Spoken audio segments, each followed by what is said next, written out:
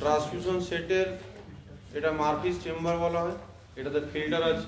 Normally infusion set হলে সেটাতে filter থাকে না আর কি। ট্রান্সফিউশন সেটের এই পার্টটা পেশেন্টের আইভি ক্যামেরার সঙ্গে অ্যাটাচ করা হয়। এটাতে ব্লাড কম্পোনেন্ট সে ব্যাগের সঙ্গে লাগানো হয়। ইনফিউশন সেটের ক্ষেত্রে সেক্ষেত্রে যেগুলো ইনফিউশন করা হয় ডিএনএস, এনএস, D5RL সেগুলো সঙ্গে অ্যাটাচ করা হয়। এগুলো ট্রান্সফিউশন সেট যে দেওয়া হয় সেক্ষেত্রে অবভিয়াসলি ব্লাড ট্রান্সফিউশন রিলেটেড কোশ্চেনগুলো জিজ্ঞেস করা হয়, যে ইন্ডিকেশন, তার সাইড ইফেক্ট কী হতে পারে, সেগুলো ম্যানেজমেন্ট কীভাবে করবে, কোন কোন কম্পোনেন্ট কখন আমরা ইউজ করি, সেগুলো রিলেটেড কোশ্চেন করা হয়। ইনফিউশন সেট যদি হয় সেক্ষেত্রে তোমাদের নর্মাল স্যালাইন, ডিএনএস, D5 সেগুলোর কম্পোজিশন বা ইন্ডিকেশন কখন কোনটা ইউজ করি আমরা। নর্মাল স্যালাইন যেটা হচ্ছে সেটা যদি ব্লাডের সঙ্গে অসমোলারিটি সেম, সোডিয়াম কন্টেন্ট প্রায় সেম, তো মোস্ট অফ দ্য ক্ষেত্রে আমরা নর্মাল স্যালাইনটা ইউজ করা হয় হাইপোভলিউমিয়াকে কভার করার জন্য, কোনো ব্লাড লস হলে আর বা ভলিউম লস হলে। রিঙ্গার ল্যাক্টেট নর্মালি সেপসিস রিলেটেড ক্ষেত্রে বেশি ইউজ করা হয়। ডিএনএসটা আমরা যেটা ইউজ করি আর কি, যখন হাইপোগ্লাইসেমিক অ্যাটাক হয় তখন ইউজ করা হয়। যে পেশেন্টের আমরা নিউট্রিয়েন্ট সাপ্লিমেন্ট কম হচ্ছে তাদের জন্য আমরা ডিএনএস ইউজ করা হয়। D25 যখন হায়ার ডোজে যখন সুগার সাপ্লিমেন্ট দেওয়া দরকার, যদি করে হাইপোগ্লাইসেমিক অ্যাটাক হচ্ছে সেক্ষেত্রে আমরা D25 ইউজ করা হয়। বাকি যে কম্পোজিশন যেগুলো আছে সেগুলো কম্পোজিশন তোমার দেখতে হবে, রিঙ্গার ল্যাক্টেটে কী কী থাকে, সোডিয়াম মানে নর্মাল স্যালাইনে কী কী থাকে, ডিএনএসে কতটা কী পার্সেন্ট থাকে, সেগুলো রিলেটেড জিজ্ঞেস করতে পারে। এগুলো সিরিঞ্জের এটা ক্রিস্টাল, এটা সিরিঞ্জের বডি, সিরিঞ্জও মার্কিং করা থাকে। মার্কিং এগুলো বিভিন্ন টাইপের হয়, 2 ml, 5 ml, 10 ml, 20 ml এবং 50 ml। নর্মালি ব্লাড ড্র করার জন্য, ড্রাগ পুশ করার জন্য আমরা 10 ml, 5 ml ইউজ করা হয়। যদি লার্জার ভলিউম ড্রাগ দিতে হয় সেক্ষেত্রে 50 ml ইউজ করতে পারি, বিশেষ করে রাইস টু ফিডিংয়ের জন্য, স্টোমাক ওয়াশ করার জন্য। এবং 50cc সিরিঞ্জ নর্মালি আমরা ইউজ করি যখন হাইপোগ্লাইসেমিক পেশেন্টকে quickly larger dose on D25 দেওয়া দরকার হচ্ছে। নর্মালি হাইপোগ্লাইসেমিক পেশেন্টকে আমরা D25 ইনফিউশন সেরে দিলে যত স্পিডে যাবে আর যদি পুরো যেটাও করে দাও, তার চাইতে আমরা যদি 50cc সিরিঞ্জে নিয়ে যদি সেটা শর্ট পুশ করা হয় সেটা আরও কুইকলি যাবে। হাইপোগ্লাইসিস পেশেন্টের প্রত্যেকটা সেকেন্ড যদি ইম্পর্টেন্ট, যেন হাইপোগ্লাইসিস পেশেন্টের ক্ষেত্রে আমরা D25 50 সিরিঞ্জ দিয়ে শর্ট পুশও দিতে পারি।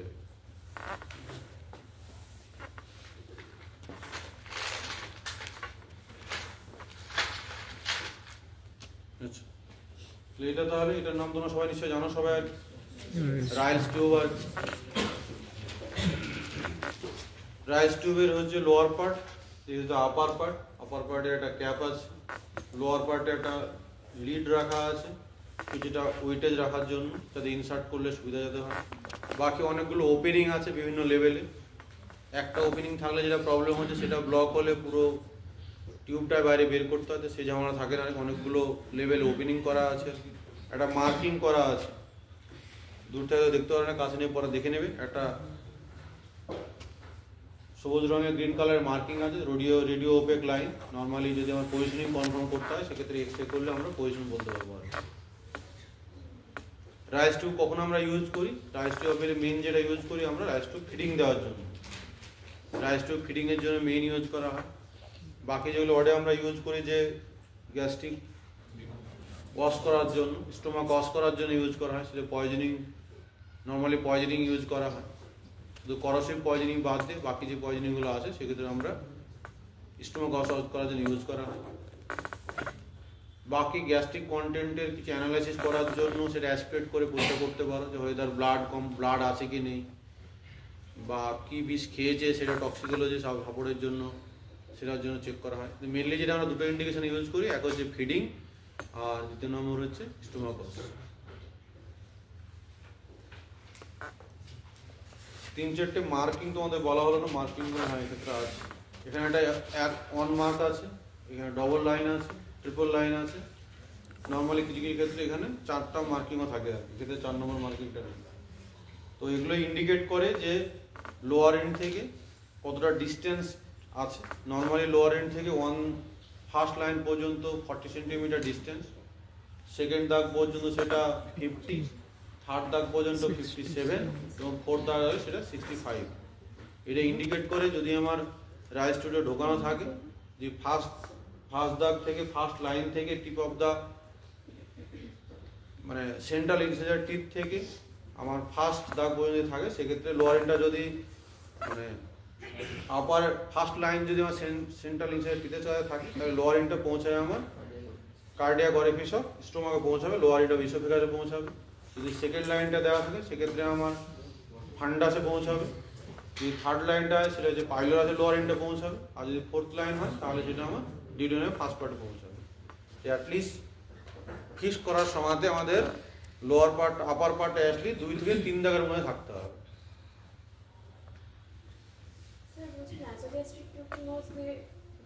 নেজোগ্যাস্ট্রিক টিউব নোজ দিয়ে ঢোকানো হয়, কিন্তু ডিসটেন্স যেটা সেন্ট্রাল ইনসিজার টিপ থেকে সেই ডিসটেন্সটা করা হয়, কারণ এই লেভেলে গেলে পরে সুপাইন লেভেলে প্রায় সেটা সেম লেভেল চলে আসে আর কি নিজের সঙ্গে। প্রসিডিওর কিভাবে ইউজ করব, ইউজ করার জন্য অবভিয়াসলি যেটা পারমিশন নেওয়া, we have to explain the procedure, তার সঙ্গে ড্রেসিং করা, হ্যান্ড ওয়াশ করা। পেশেন্টের এক্ষেত্রে যেটা করা হয় লুব্রিকেন্ট ইউজ করা হয়, লুব্রিকেন্ট হিসাবে লিগনোকে ইউজ করা যেতে পারে। পেশেন্ট সুপাইন পশ্চারে থাকবে, দুটো নস্ট্রিলের মধ্যে যে নস্ট্রিলটা পেটেন্ট বেশি হবে সেক্ষেত্রে সেই নস্ট্রিলটা চুজ করতে হবে। ইনিশিয়ালি পেশেন্টের হেডের পজিশন কিন্তু পুরো এক্সটেন্ডেড থাকবে, নেক পুরো এক্সটেন্ডেড থাকবে। ইনিশিয়ালি যেন নেজাল পাড়ে যেন আমরা ইউজ করছি তাদের যে সুবিধা হয়, পুরো 90 ডিগ্রি যদি থাকে সেক্ষেত্রে 90 ডিগ্রি অ্যাঙ্গেলে ইনসার্ট করলে সেটা নস্ট্রিল দিয়ে ন্যাজোফ্যারিংসে পৌঁছে যাবে। ন্যাজোফ্যারিংসে পৌঁছে গেলে সেটা অবভিয়াসলি কাফ রিফ্লেক্স হবে, যদি পেশেন্ট কনসাস থাকে আর কি, ভায়োলেন্ট কাফ হবে। পেশেন্টকে we have to give assurance, also we can give মানে কিছু জলও দেওয়া যেতে পারে, জল যদি ডিগ্লুটেশন রিফ্লেক্স নেওয়ার জন্য, সেক্ষেত্রে সেটা ইজিলি পাস হয়ে যাবে। এবং মুখে রাখার পরে কাফ রিফ্লেক্স কমে যাওয়ার পরে we have to slowly push down. যদি পুশ করার সময় যদি রেজিস্ট্যান্স ফিল বেশি হয় তাহলে সেটা আনলাইকলি যে ওটা ইসোফেগাসে যাচ্ছে আর কি, সেটা উইথড্র করার পরে তখন আবার ইনসার্ট করতে হবে। যদি কোনো সেভাবে অবস্ট্রাকশন না হয় সেক্ষেত্রে স্লোলি পুশ করে আমাদের lower end upper end at least 2 থেকে 3 দাগের পর্যন্ত থাকবে, এই জায়গাতে ফিক্স করতে হবে। যদি আনকনসিয়াস পেশেন্ট হয় সেক্ষেত্রে যেটা প্রবলেম হচ্ছে পেশেন্টের কাফ রিফ্লেক্স থাকবে না, ফলে সে পেশেন্টের ক্ষেত্রে স্লোলি পুশ করতে হবে। যদি খুব বেশি রেজিস্ট্যান্স ফিল হয় সেক্ষেত্রে উই হ্যাভ টু কনফার্ম যে whether the tube is right position or not. Position confirm করার জন্য নর্মালি ফিক্স করার পরে 2-3টা আমরা মেথড ইউজ করি। ফার্স্ট হচ্ছে 50 সিরিঞ্জ দিয়ে আমরা এয়ার পুশ করি এবং স্টোর দিয়ে স্টোমাকে এপিগ্যাস্ট্রামে রেখে সেক্ষেত্রে থ্রাস্টিং সাউন্ড শোনা। যদি থ্রাস্টিং সাউন্ড শুনতে পায় তার মানে ডেফিনেটিভ সেই স্টোমাকে পৌঁছেছে। অনেক সময় যদি গ্যাস্ট্রিক কন্টেন্ট উইথড্র করা হয় এবং সেটা গ্যাস্ট্রিক কন্টেন্ট যদি চলে আসে সেক্ষেত্রে সেটা লাইকলি যে কনফার্ম যেটা আমাদের স্টোমাকে পৌঁছেছে। তাতেও যদি কনফিউজ হয়, তাহলে যদি কনফার্ম না হওয়া যায় সেক্ষেত্রে তখন আমাদের এক্স-রে করতে পারি, সেক্ষেত্রে পজিশন আমাদের কনফার্ম হতে পারে।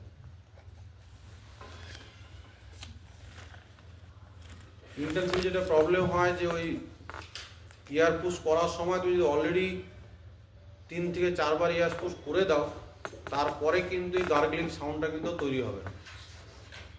প্রবলেম হচ্ছে তুমি বারবার করছো না, ঠিক মতো শুনছো না, আবার শুনেছো পারসিভ করতে পারছো না, বারবার করে যাচ্ছে প্রসিডিওর, মানে এয়ার পুশ করে যাচ্ছে, মানে স্টোমাকে ওই যেটা ফাঁকা পজিশন থাকছে স্টোমাকে, সেই জন্য ওই জায়গায় সাউন্ডটা প্রডিউস হচ্ছে। এয়ার পুশটা বারবার করলে কিন্তু সেই অ্যামাউন্টটা সেই ওপেন স্পেস না থাকার জন্য কিন্তু সেই গার্গলিং সাউন্ডটা তৈরি হবে।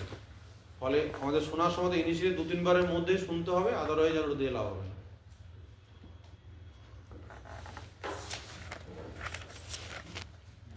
ফিক্স করার জন্য অনেকে আমার লিউকোপ্লাস্ট ইউজ করে, অনেক ক্ষেত্রে আবার সার্জারির ক্ষেত্রে যেটা করা হয় সেটা ফিক্সও সুচার দিয়ে ফিক্সও করে দেওয়া হয়। প্রবলেম যেটা হতে পারে আর কি, যদি আমার সাইড ইফেক্টের মধ্যে যদি বলো, যদি এটা রং প্লেসমেন্ট হয় সেক্ষেত্রে আমার ট্রাকে যদি চলে যায় সেক্ষেত্রে অ্যাসপিরেশন নিউমোনিয়া হতে পারে, অ্যাসপিরেশন নিউমোনিয়ার পেশেন্ট মারা যেতে পারে আর কি। এই জন্য রাইস টিউবের ক্ষেত্রে পজিশন কনফার্ম না হওয়া পর্যন্ত সেটা কিন্তু ফিক্স করে রেখে দেওয়া যাবে না। ইন্টারসেপে যেটা অনেকেই প্রবলেম হয় যে প্রথম গেলে বোঝা যাচ্ছে না কোথায় গেছে আর কি, সিনিয়ররা কী বলবে সেই ভয় কিন্তু তোমরা ফিক্স করে রেখে দাও আর কি। সেক্ষেত্রে যেটা প্রবলেম হচ্ছে ফিক্স করে রেখে দিয়ে সেটা যদি ট্রাকে কোনোভাবে চলে যায় আর কি, সেটা যদি ফিডিং হয়ে যায় সেক্ষেত্রে শুধুমাত্র তোমার ভুল প্লেসমেন্টের জন্য পেশেন্টটা কিন্তু মারা যেতে পারে। রাইস টু পজিশনে 100% কনফার্ম না হলে বেটার হচ্ছে উইথড্র করে ফেলে দেওয়া হয়। তাহলে একটা সাইড ইফেক্ট হতে পারে যে রং প্লেসমেন্ট, রেসপিরেশন নিউমোনিয়া। সেকেন্ড যেটা হতে পারে ইনজুরি হতে পারে ওরাল ক্যাভিটিতে, ব্লিডিং হতে পারে যেটা কমনলি আমরা হয়। আর দীর্ঘদিন রেখে দেওয়ার জন্য অবভিয়াসলি ইনফেকশন তো ইনফেকশন হতে পারে, সেকেন্ডারি ইনফেকশন হতে পারে, উইথড্র করার সময় প্রবলেম হতে পারে, স্টাক হয়ে করতে পারে।